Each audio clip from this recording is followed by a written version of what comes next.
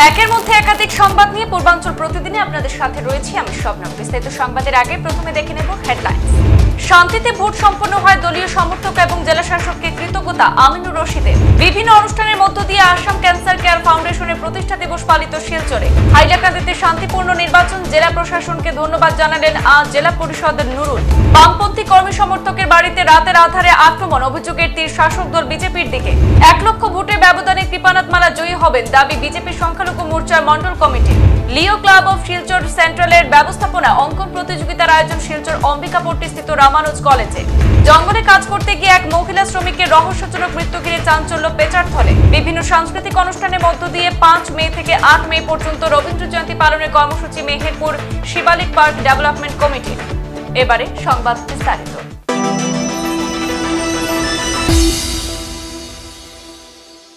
কোনো বিক্ষিপ্ত ঘটনা ছাড়াই ভোট পর্ব সম্পন্ন হয় কংগ্রেস দলের পক্ষ থেকে। করিমগঞ্জ লোকসভা সমষ্টিবাসী এবং প্রশাসনকে কৃতজ্ঞতা জানালেন আসাম প্রদেশ কংগ্রেসের সাধারণ সম্পাদক প্রাক্তন মন্ত্রী তনয় আমিনুর রশিদ চৌধুরীর স্বামী।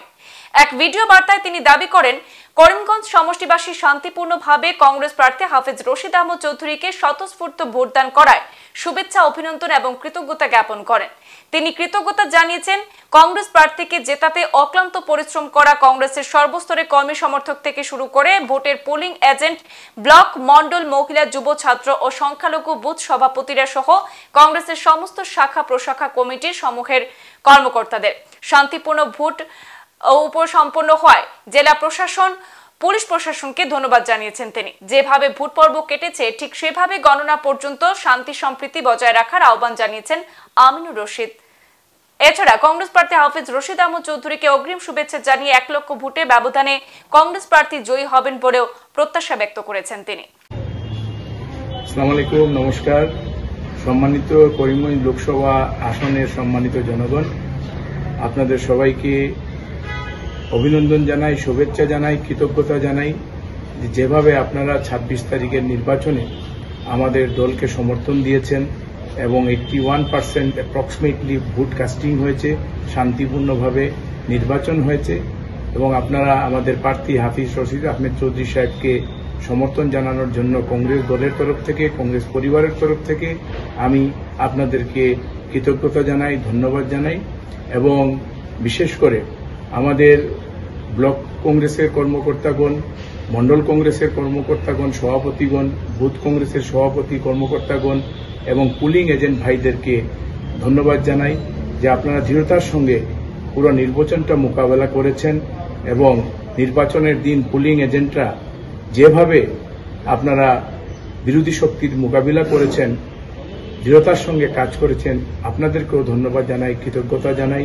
বন্ধুগণ, এই নির্বাচনে বিশেষ করে দক্ষিণ করিমগঞ্জের ব্লক কংগ্রেসের কর্মকর্তাগণ, মন্ডল কংগ্রেসের কর্মকর্তাগণ, বুথ কংগ্রেস সভাপতি কর্মকর্তাগণ, পুলিং এজেন্ট ভাইরা যেভাবে দক্ষিণ করিমগঞ্জে আপনারা দৃঢ়তার সঙ্গে মোকাবিলা করেছেন এবং নির্বাচন পরিচালনা করার আমাকে সাহায্য করেছেন, আপনাদের সবাইকে ধন্যবাদ জানাই, কৃতজ্ঞতা জানাই এবং শান্তিপূর্ণভাবে এই নির্বাচন হওয়ার জন্য আমি district administration, election commission, police অ্যাডমিনিস্ট্রেশনকেও ধন্যবাদ জানাই, কৃতজ্ঞতা জানাই যে সুন্দর সুষ্ঠুভাবে শান্তিপূর্ণভাবে এই নির্বাচন হয়েছে।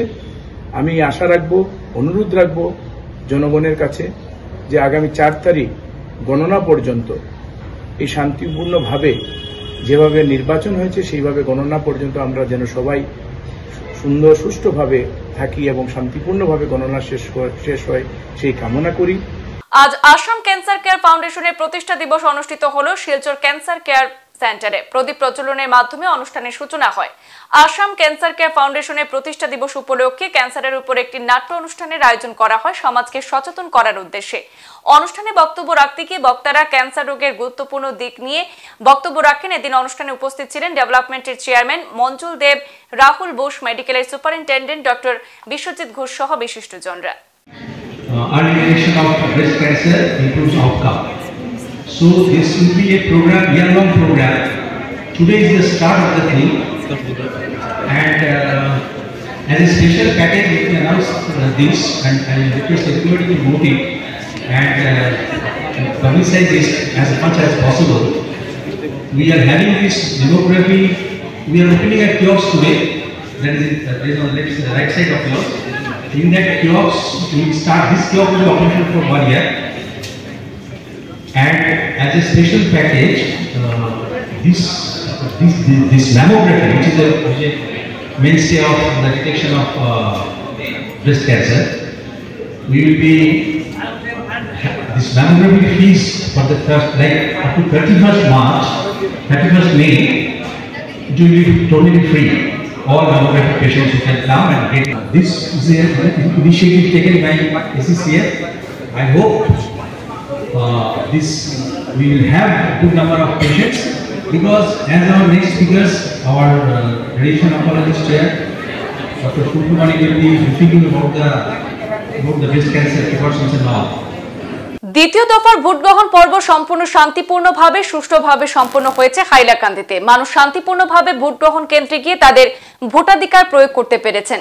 কোনো ধরনের বিক্ষিপ্ত ঘটনা অথবা উত্তেজনা ছাড়াই এবার শান্তিপূর্ণভাবে জেলার 602টি কেন্দ্রে গত 26 এপ্রিল নির্বাচন অনুষ্ঠিত হয়েছে। এজন্য হাইলাকান্দি জেলা প্রশাসন তথা জেলা নির্বাচনী আধিকারিক, জেলা আয়ুক্ত, পুলিশ সুপার সহ নির্বাচনের কাজে জড়িত প্রত্যেক সরকারি কর্মচারীদের ধন্যবাদ এবং কৃতজ্ঞতা জানালেন আলগাপুর মোহনপুরের প্রাক্তন জেলা পরিষদ সদস্য নুরুল ইসলাম লস্কর।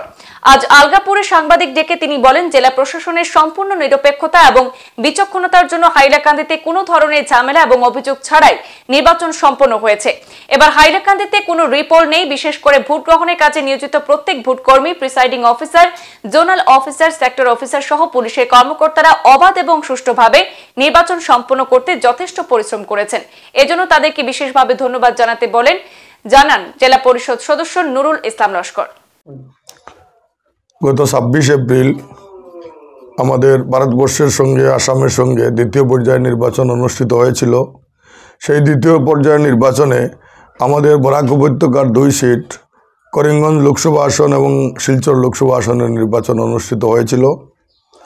আমি হাইলাকান্দি জেলার আলগাপুর বিধানসভা সমষ্টির আলগাপুর মোহনপুরের একজন প্রাক্তন জেলা পরিষদ হিসাবে আমার হাইলাকান্দি জেলায় বিশেষ করে করিমগঞ্জ এবং হাইলাকান্দি লোকসভা আসনে নির্বিঘ্নে শান্তিপূর্ণভাবে যে নির্বাচন অনুষ্ঠিত হয়েছে তার জন্য সর্বপ্রথম নির্বাচন কমিশন কর্তৃক আমাদের জেলা প্রশাসন যে দায়িত্ব গ্রহণ করে পালন করেছে সেটার জন্য জেলা প্রশাসনকে আন্তরিক ধন্যবাদ জ্ঞাপন করছি। আমাদের হাইলাকান্দি জেলায় 3 কনস্টিটুয়েন্সি ছিল। সেই আগের 3 কনস্টিটুয়েন্সি করিমগঞ্জ, হাইলাকান্দি, আলগাপুর এবং কাটিছড়া, টোটাল সমস্ত হাইলাকান্দি ডিস্ট্রিক্ট মিলে পুলিং স্টেশন হচ্ছে 602টা। সেই 602টা পুলিং স্টেশনে জেলা প্রশাসনের পক্ষ থেকে নির্বিঘ্নে কোনো গণ্ডগোল, কোনো মাইটডাঙ্গা, কোনো বিশৃঙ্খলা, কোনো মারাত্মক কোনো ঘটনা ছাড়া শান্তিপূর্ণভাবে যে নির্বাচন হয়েছে সেটার জন্য আমি জেলা প্রশাসন, বিশেষ করে হাইলাকান্দির জেলা উপায়ুক্ত মহোদয়কে ধন্যবাদ জানাচ্ছি, পুলিশ সুপার মহোদয়কে ধন্যবাদ জানাচ্ছি। তৎসঙ্গে সমস্ত রাজনৈতিক দলের নেতাকর্মী এবং সাধারণ ভোটার যারা আছেন, যারা মতাধিকার প্রয়োগ করেছেন, তাদের সকলকে আমি ধন্যবাদ জানাচ্ছি। ভোট আমাদের রাজনৈতিক অধিকার। আমাদের এই করিমগঞ্জ হাইলাকান্দি লোকসভা আসন যেটাকে করিমগঞ্জ লোকসভা আসন বলা হয়, সেই লোকসভা আসনে ভোটের পার্সেন্টেজ, ভোট কাস্ট হয়েছে 80%-এর সামান্য উপরে, অর্থাৎ 81% হয়ে যাবে, তার থেকে একটু কম হিসাবে ভোট কাস্ট হয়েছে।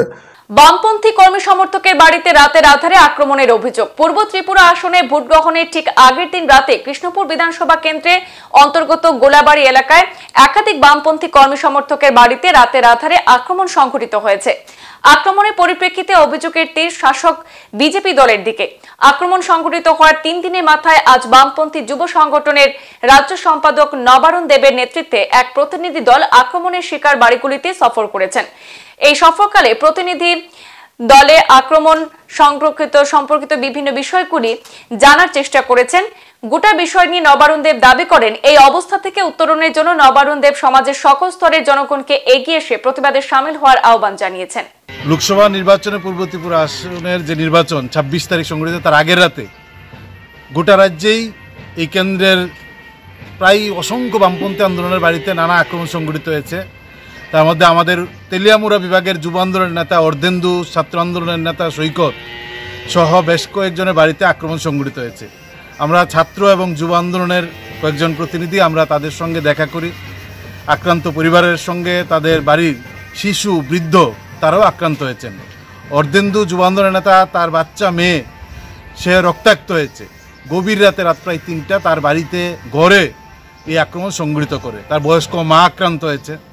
আমরা দেখেছি সৈকত তার বাড়িতে আক্রমণ চালাই, ধমকি ধমকি।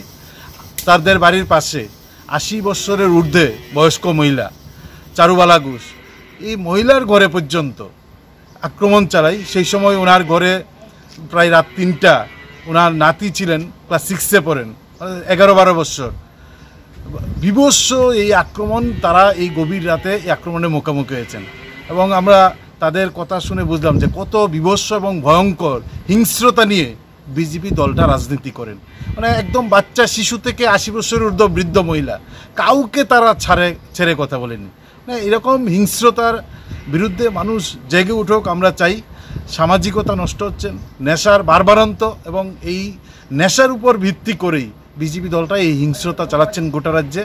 আমরা তাদের সঙ্গে কথা বলি এবং আমরা সব মানুষের কাছে অনুরোধ করছি যে এই হিংস্রতার বিরুদ্ধে, যে শিশু বৃদ্ধর উপর মহিলাদের উপর যে বর্বরতা চালাচ্ছেন, ভোটের নামে শুধু ভোট লুট করতে, পুলিং এজেন্ট আটকাতে, বিরোধী ভোটারদের বাধাদান করতে, গোটা রাজ্যের, কি পশ্চিম ত্রিপুরা কি পূর্ব ত্রিপুরা, গোটা রাজ্যে এই কাণ্ড তারা সংগঠিত করেছেন।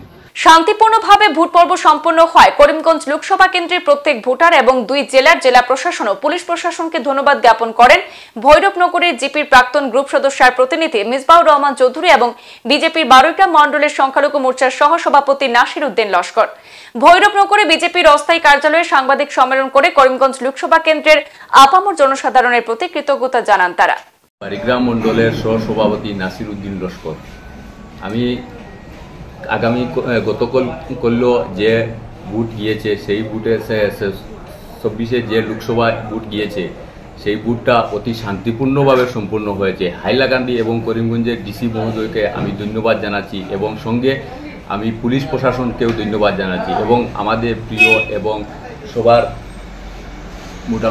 সবার যে মূল্যবান যে ভোটটা সুন্দর এবং শান্তিপূর্ণভাবে দিয়েছেন এবং ভোটারদিগকেও আমি ধন্যবাদ জানাচ্ছি।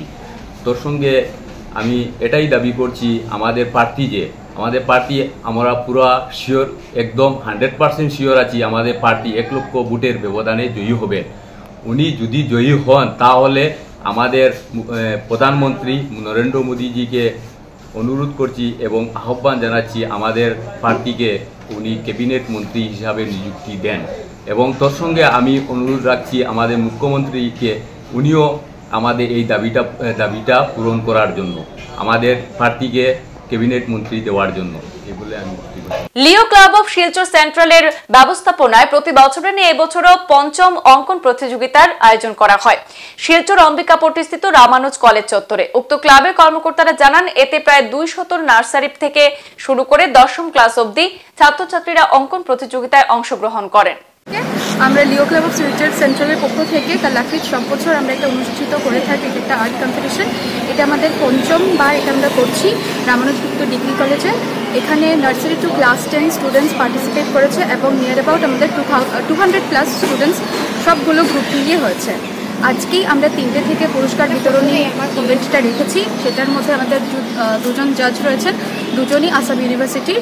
ওরা এসে ওরা যা ডিসিশন দেবে সেটার অনুযায়ী আমরা গার্জেনদেরকে ফোন করে ইনফর্ম করবো এবং 3টা থেকে এখানে এই অনুষ্ঠানটা। জঙ্গলে কাজ করতে গিয়ে এক মহিলা শ্রমিকের রহস্যজনক মৃত্যু ঘিরে তীব্র চাঞ্চল্য পেচারথলে। জানা গেছে মৃত মহিলা সোনাব্রতী রিয়াং, বয়স 35, তার বাড়ি পেচারথল থানাধীন ফুসরায় পাড়া পানবাগান এলাকায়। স্থানীয় সূত্রে জানা গেছে সোনাব্রতী রিয়াং ওনার এক মামার সঙ্গে প্রতিদিনের ন্যায় একসাথে কাজের উদ্দেশ্যে শনিবার বাড়ি থেকে ফুসরাইপাড়া পানবাগান এলাকায় জুমে চাষ করতে যান। তারপর কাজ সেরে বিকাল 4টা নাগাদ মামাকে জুমে রেখে সোনাব্রতী রিয়াং একটু আগে জঙ্গল থেকে বাড়ির উদ্দেশ্যে রওনা দেন।